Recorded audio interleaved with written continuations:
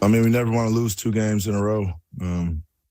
That was tough on us, especially the Miami game, having a late lead and losing that. So, we just wanted to be locked in. We had some key points that we wanted to lock into, and we did a good job of it today. But you started off right away. I thought you were always aggressive in setting the tone in terms of getting to the line, drawing fouls. I think you guys in 21 and 25. Was that intentional tonight from you, or did that just happen? It was a bit intentional, coming off a game with 4 free throws total for a team. We just wanted to assert ourselves in different ways and kind of just be more aggressive than we were in Miami. Dame had a rough shooting night in Miami, but he bounced back in a big way tonight. What have you seen from him in that starting role with Chris out?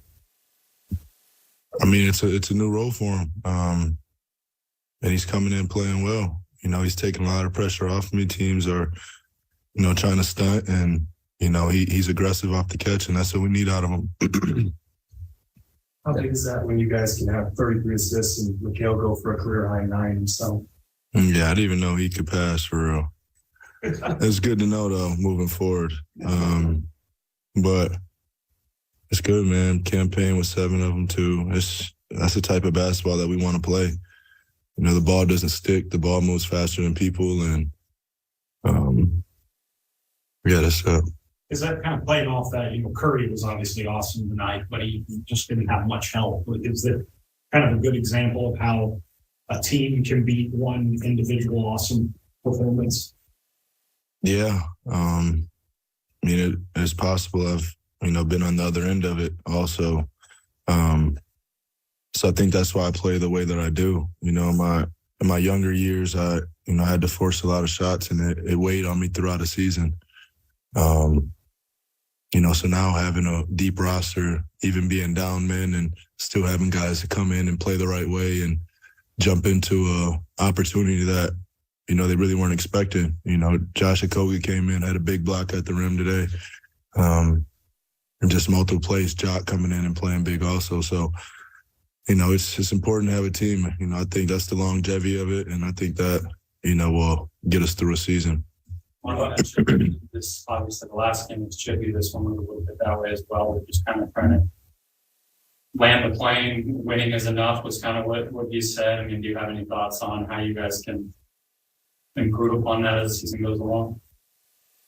Yeah, we have a bunch of emotional guys and a bunch of competitors on this team, and I'd probably say the same about their team also. And I wouldn't say every team is like that, but it is the NBA, and guys are the best at what they do, and you go out there and you want to show that. So I think chippiness. It was mostly about Klay Thompson, and Steve Kerr said, hey, we have to enjoy the good times now because Steph Curry is going to be 35 in March. Draymond Green is in his mid-30s, or 32 years old. And, of course, Klay is coming off those 2 major injuries. So this can't be the last year of the core. Could be next year, but nothing lasts forever, and we all know that in NBA history. Why are you smiling at me like that, Festus? It ain't over until the fat lady sings. And the way I see it is, at some point last year, there was a point last year where they lost a bunch of games on the road towards the end of the season, and you thought, well, what is going to happen with this team? I know that the name Warriors is significant because I think you can describe a lot of the players on this team as that.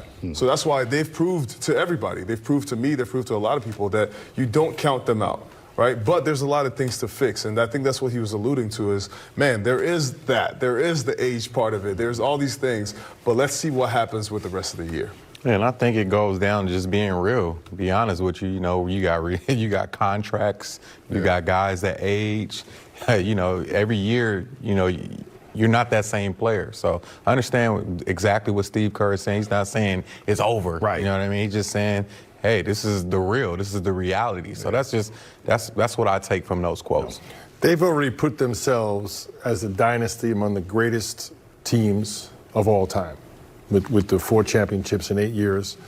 Steph, Klay, and Draymond playing together for a decade. They're the top trio of all time. Right.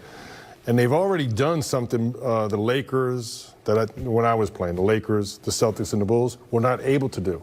Go down rock bottom and come back up and win a championship. Now they're trying to do it again, and it's not the core players.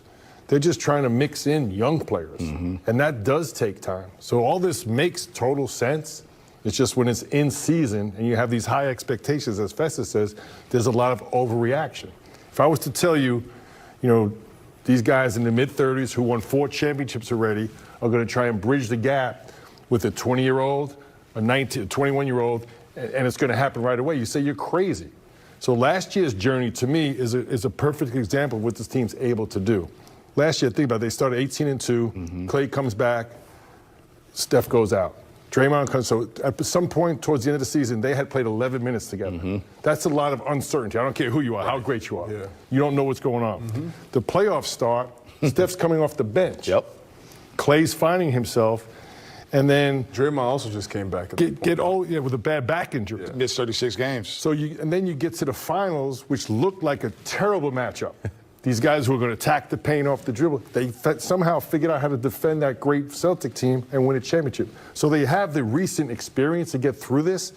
I think it's really blocking out the outside noise, getting locked in on each other, and then just kind of going through, this somewhat adversity to get to the other side. We talk a lot about this on the Morning Roast tomorrow morning at 6 a.m., no doubt about that, as we take a look at Devin Booker's night. And this young man out of Kentucky is just coming into his own. We know he's going to be an Olympian. He was in Tokyo, Japan, and he's just a flat-out baller. I mean, you look at his night, he's doing a little more ball handling and facilitating for this offense. 27 points, 9 assists, 2 rebounds, 3 blocks. And his reputation, kind of like Andrew Wiggins, when he first joined the Golden State Warriors in that trade D, right? Devin Booker's reputation, he's re-raced everything. This guy can flat out play. No, he's a hooper, man. And a lot of people didn't see the skill set when he was in college because he was coming off the bench. So a lot of guys didn't know that this kid can really play, man. And I'm a big fan of him, one of the top 2 guards in this league. And I love how he's expanding his game. And I know Chris Paul is a big upgrade, as a vet around him. So he's a great game today. Devin Booker is, you continue to see the evolution in his game. And like you said, there was a lot of questions about him being a winner when he came into the NBA. Always could score the ball coming from Kentucky. And so you knew that part of his you knew he was talented.